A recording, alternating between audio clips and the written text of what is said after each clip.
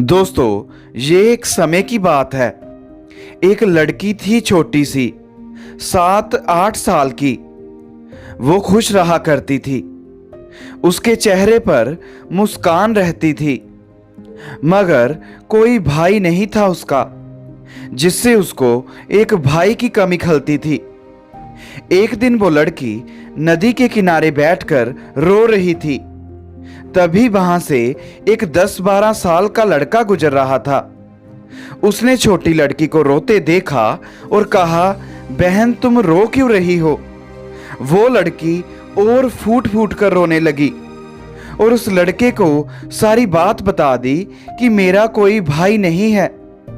उस छोटे लड़के ने कहा, बहन मेरा भी इस दुनिया में कोई नहीं है, तो आज से मैं तुम्हारा भाई। ऐसा कहते उस लड़के ने लड़की की आंखों के आंसू अपने हाथों से पोंछ दिए।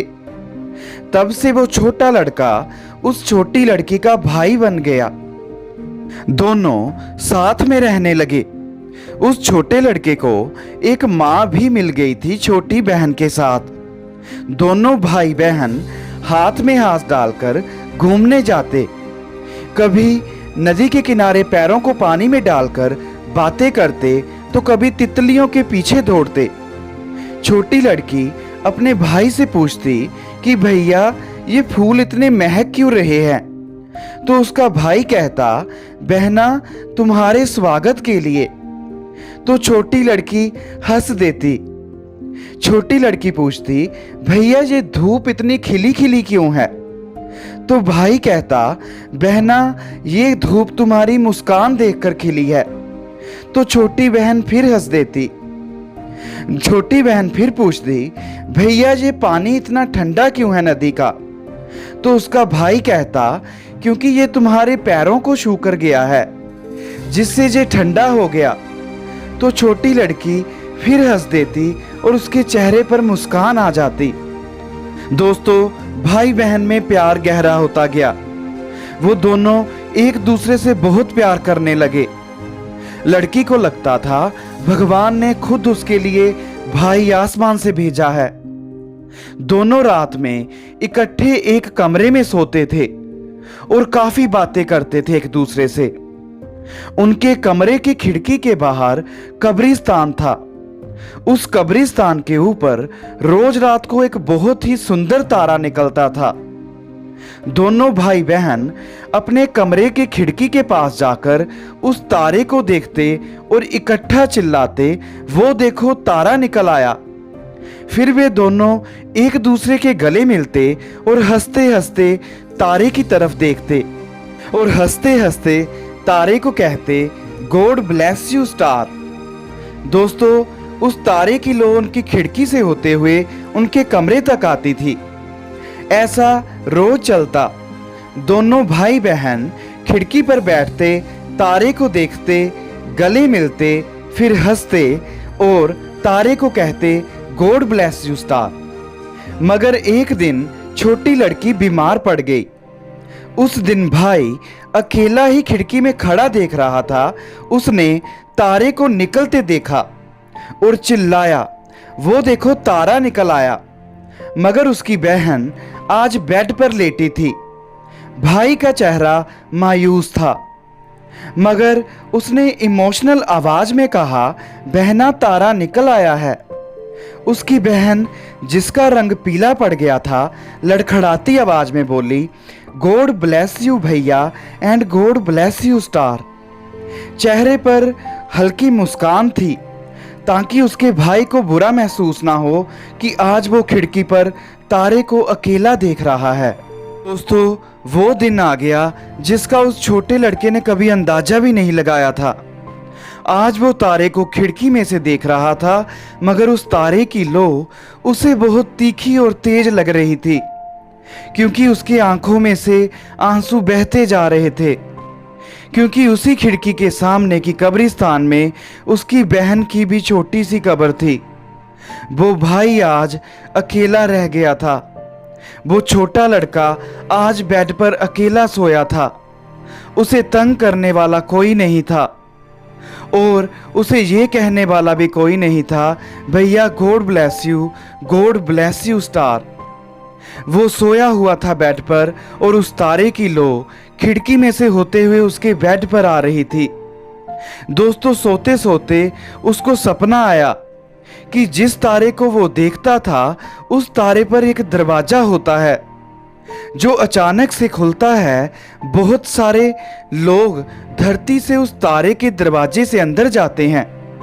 वहां पर बहुत सारी एंजल्स होती हैं। वो एंजल में से एक एंजल उसकी बहन भी थी।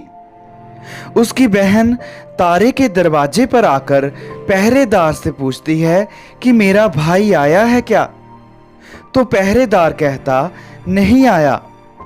वो छोटा लड़का अचानक चिल्लाते हुए नींद में से बोलता हुआ उठता है और कहता है, बहना ये देखो मैं इधर हूँ, बहना देखो मैं आ गया हूँ। ऐसा कहते कहते वो बिस्तर से उठ खड़ा होता है और उसे एहसास होता है कि उसने अपनी बहन को सपने में देखा था। वो तारे की तरफ देखता है जो कि अभी भी चमक रहा था नम आंखों से। दोस्तों, वो छोटा लड़का अब बड़ा हो गया था।